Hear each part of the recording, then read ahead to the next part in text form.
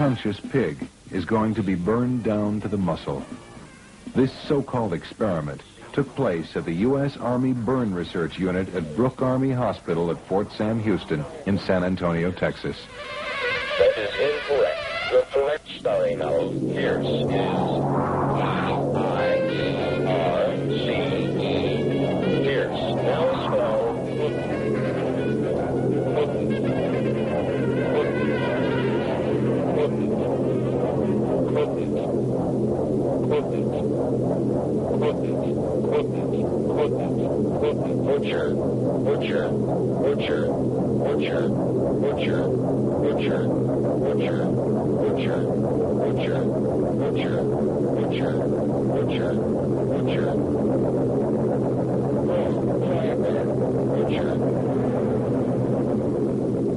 Does this look like science to you?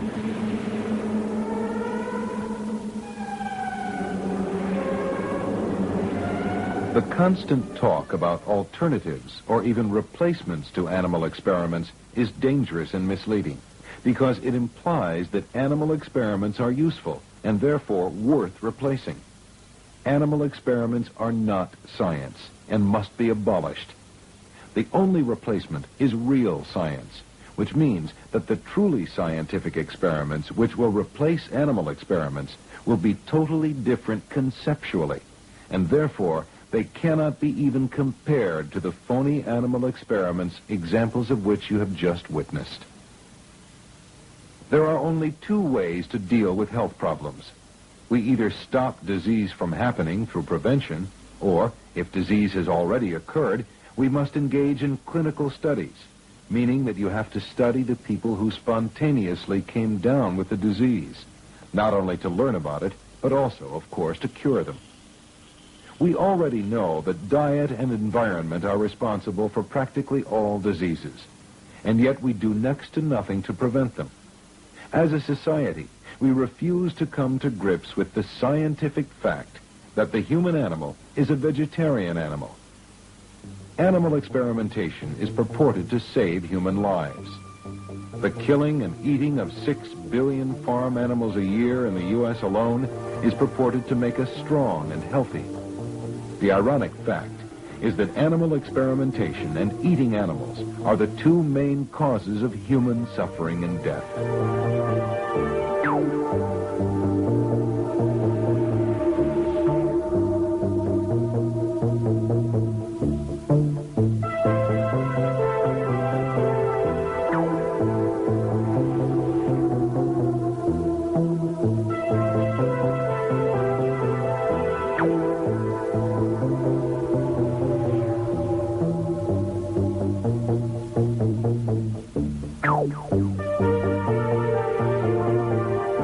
Experimentation, or the artificial recreation of disease in the lab, is the opposite of both prevention and clinical studies. And since prevention is accepted by everyone as being the ideal situation, its opposite is clearly a disastrous path to follow. But then, there is little money to be made from prevention.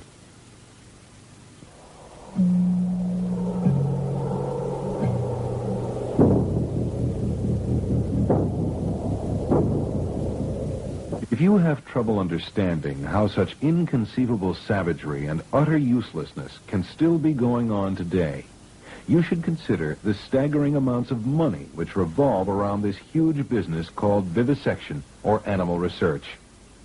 1. Research grants. The National Institutes of Health, the National Institute of Mental Health, the National Science Foundation, and other institutions award grants to thousands of researchers throughout the country and the world. It is estimated that some 35 billion of our tax dollars are spent each year on research. And did you know that 75% of the researchers who ask for a federal grant to do experiments on animals receive it? Now just think about that. 4 researchers ask for a grant. 4. 1 is turned down. 3 of them receive it. Why? How is that possible, the peer review system? When you want money, if you're a researcher and you want money from the federal government to do an experiment on living animals, You write up a proposal, you submit it to a committee composed of whom? Of other researchers. And they're notorious for scratching each other's backs. You approve mine, I'll approve yours. We approve his, he'll approve ours. So 75% of them are approved. Now that's bad. That's bad. But it gets worse. 95% of them are renewed. Once you get a federal grant, if you're a researcher, you're set for life. He goes on what is called research welfare. And we support him and pay him. It has to stop, doesn't it? 2. Private industry. Closely connected to animal research are thousands of businesses, animal breeders and suppliers, the manufacturers of accessories to the immense carnage such as feed, cages, restraining and stereotaxic devices, and the vast arsenal of surgical and torture instruments. 3. The politicians who keep pocketing large sums from the vivisection lobbies, bent on keeping the profitable system alive and growing. 4. The pharmaceutical companies, of course, which require scapegoats for the poisons they manage to palm off on a gullible world population as indispensable for health, whereas they are indispensable only for their own profit. 5. People and institutions involved in fundraising activities for research. One example of such activities can be seen in the many telethons organized to raise money towards the cure of the many diseases which conveniently remain uncured. Organizers of such telethons make sure not to ever mention the fact that substantial amounts of the monies raised finance animal research. 6. Sickness care. Intimately related to the constant recreation of disease on which animal research is based, we find the biggest industry of them all, health care, which should be more accurately called sickness care. Sickness care costs U.S. taxpayers more than $1 billion a day, and it's increasing at the rate of $1,000 per second.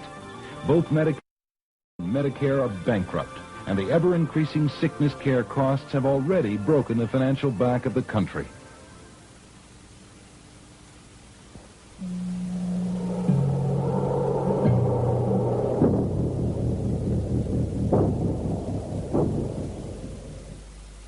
As important as the almighty dollar is, it cannot by itself explain the existence and growth of vivisection.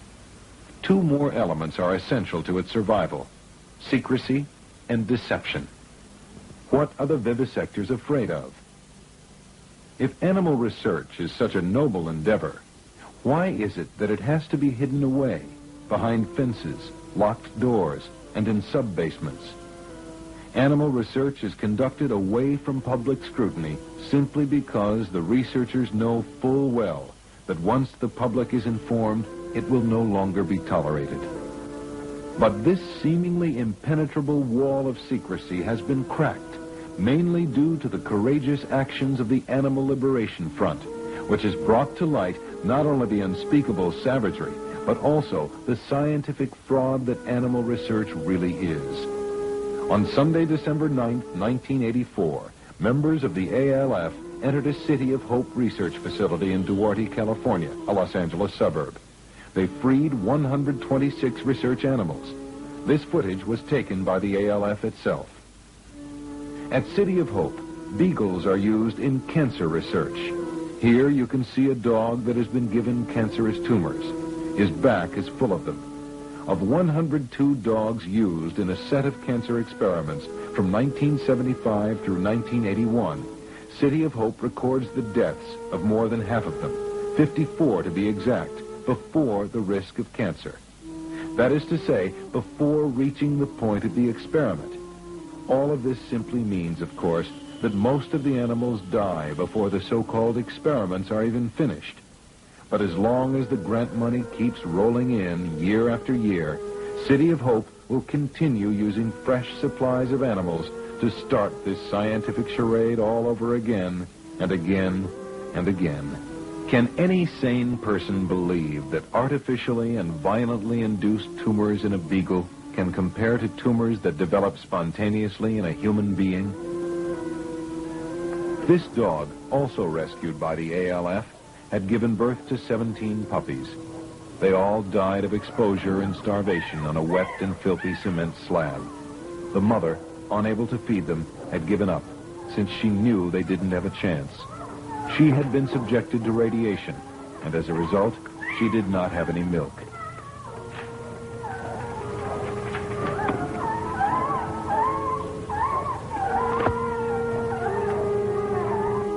Many animals were found frozen in plastic bags with their legs taped together. Even a human leg was found in a plastic bag. For what purpose? Your guess is as good as ours.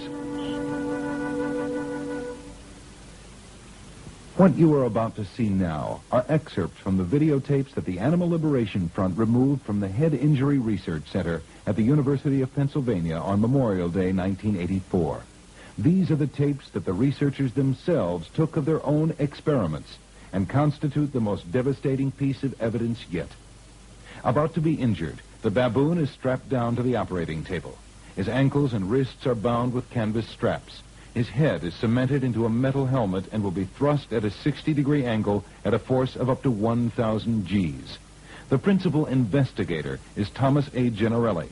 This program receives about $1 million annually. In the last 15 years, this program has spent some $12 million of our tax dollars. The stated purpose of these so-called experiments is to simulate auto crash, football, boxing, and other injuries. As you can see, the baboons struggle and grasp at their restraints, showing clearly that they are partially and sometimes fully conscious and aware.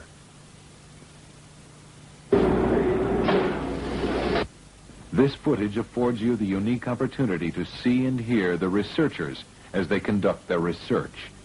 It also reveals not only the incredible degree of savagery and fraud involved, but also the total state of dehumanization reached by these individuals. Wide awake, blinking an eye. According to Dr. J. Glass, a Pittsburgh neurophysiologist, quote, the baboon's elongated nose and non-spherical skull in no way approximates the human head, end quote.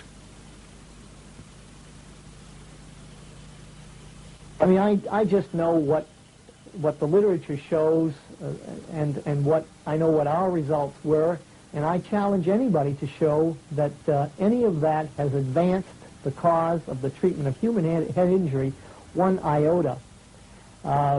The bulk of the knowledge that now exists and upon which the treatment of human head injury is predicated is that which has been derived from human head injury in the past, whether in the civilian sector or in the military. And in many ways, the results which were obtained with animals have been misleading, because in the case of quadrupeds, the physiological mechanisms are different, so that the kinds of data obtained for different systems, circulatory, the blood pressure and so forth, respiratory, cardiac, are different from those results which occur in natural human head injuries. Down for a second lateral bang. That's him waving. As you can see, the monkey's awake, moving all extremities. That's his trainer who taught him how to do those tricks. The animal is mounted in a helmet. He's monitored for ICP, EKG, EEG, blood pressure, etc. The animal is to be thrust in the lateral position to become a chronic animal for long-term studies.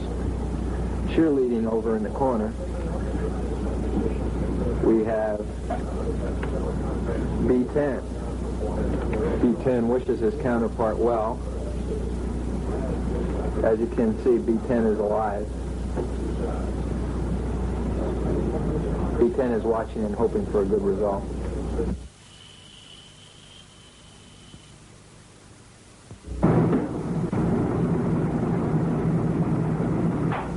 In our contract, it says no more than 3 calls. Push. It's a boy. There she goes. She's on TV, holding her monkey. like a cat. Kitty, look at the cat commercial. Over here, the cheese. What's that stuff called? We're going to hook the anti-vivisection people don't get a hold of this film. The anti-vivisection people, they get a nice shot of you. Why did you got Larry's name. In the picture. Larry. As the punk look.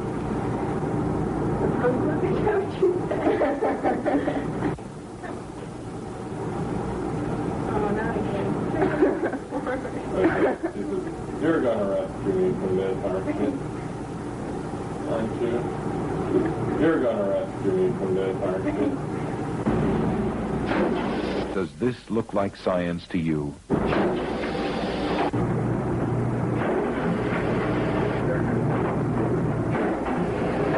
Vivisection would have been abolished long ago if it were championed only by the vivisectors who themselves provide the evidence which demonstrates that today's medicine conditioned by misleading animal experimentation. The real obstacle to abolition is the smokescreen produced by the mass media, which influence public opinion, governments, and legislators by constantly advertising medical research as an intelligent and humanitarian enterprise, useful and necessary. The media also act as cheerleaders for the vivisection community, falsely presenting them as altruistic demigods who work miracles in our behalf. The majority of television and printed news media purposely misquote anti-vivisectionists, distort their message, depict them as anti-human, and refuse to air or publish the most eloquent medical and scientific arguments against vivisection. The reason for this blatant suppression and distortion of the facts is simple. The survival of the media depends almost exclusively on the income derived from advertising. If you watch TV, listen to the radio, or read newspapers and magazines, you already know that an overwhelming number of advertisements pitch drugs, the pharmaceutical empire, household products of all kinds, the chemical empire, cosmetics, the cosmetics empire, and tobacco, the tobacco empire. You should also keep in mind that the food and beverage industries are also heavily involved with the chemical empire due to the incorporation of dyes and additives into practically all foods and beverages. And, of course, the pharmaceutical empire sells millions of dollars worth of drugs, which are fed to the farm animals people eventually eat. We already know that all the products just mentioned are tested on animals. But not only testing in massive scale is involved here. Many of these powerful companies support or they are themselves involved in animal experimentation. What all of this means is, of course, that the most powerful corporations in America don't want you to know the facts about animal research and testing, even if your life depended on it. And of course, it does.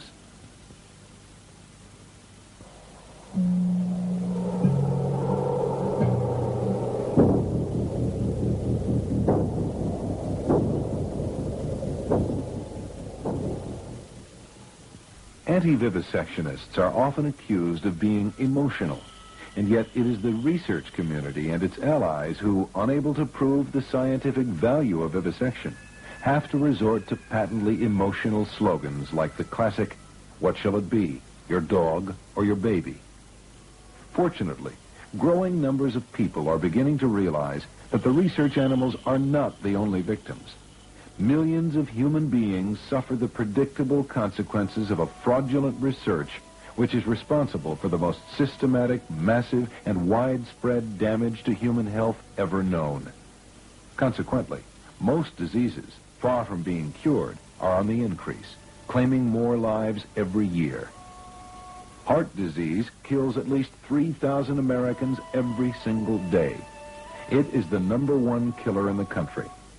It is estimated that cardiovascular disease alone cost the nation $72.1 billion in 1985 in physician and nursing services, hospital bills, medication, and loss of productivity. We already know that at least 95% of all heart disease is directly linked to diet, with some 5% due to genetic causes. And yet the research community is wasting its time and billions of our dollars going the opposite route. Instead of curing heart disease through prevention, they are trying to convince this nation that spare hearts, whether animal or artificial, is the way of the future. Even if these hearts worked in humans, which they don't, it would be totally impossible from both the practical and economic points of view to transplant thousands of hearts every single day.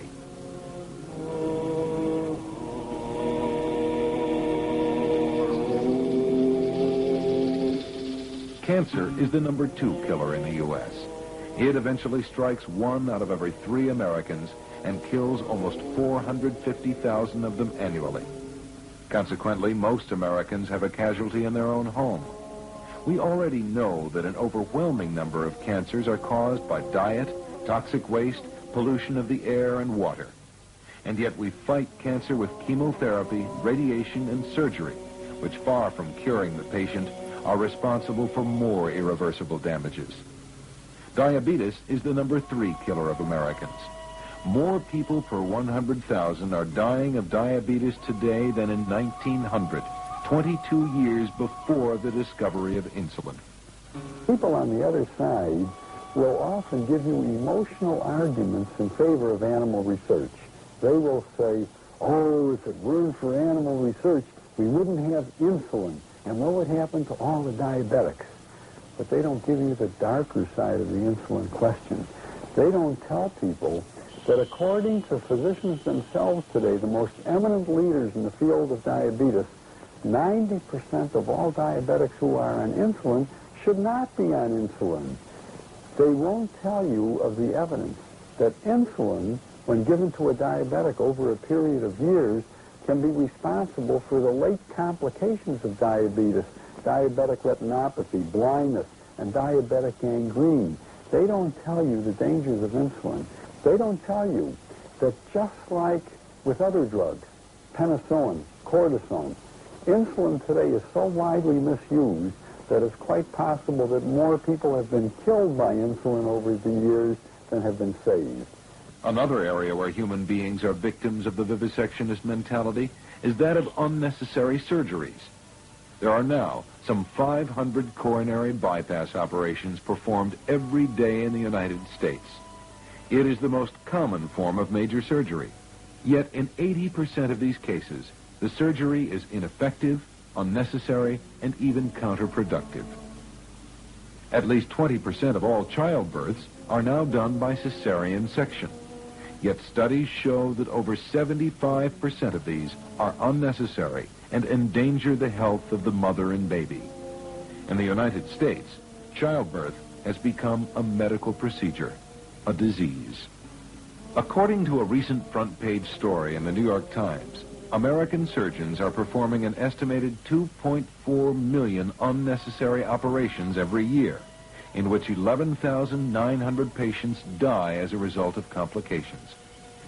It is estimated that each year 260,000 women undergo needless hysterectomies, and some 500,000 children are subjected to unwarranted tonsillectomies. Birth defects in the U.S. have increased more than 350% in the last 25 years. In the late 1950s, 70,000 American babies were born with birth defects every year. In the 80s, this toll has reached 250,000 a year, according to the March of Dimes, an organization whose research involves interfering with the pregnancy of healthy animals in order to recreate birth defects. The reasons for this whopping increase are well known: toxic waste, pollution, tobacco, alcohol, and drugs. But a good percentage of these birth defects are directly linked to the pharmaceutical drugs intended for pregnant women. Many of you will remember the disaster caused by thalidomide in the 60s. 10,000 babies were born with grotesque defects.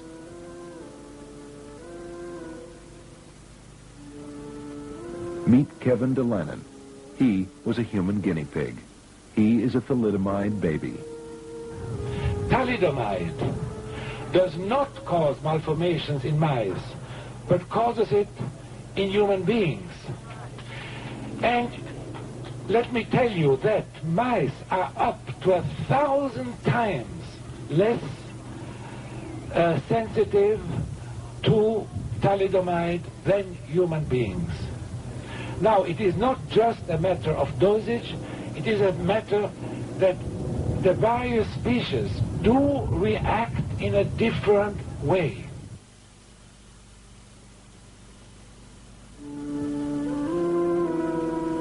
But the thalidomide warning went unheeded, and as a result, the list of harmful drugs has been growing year after year.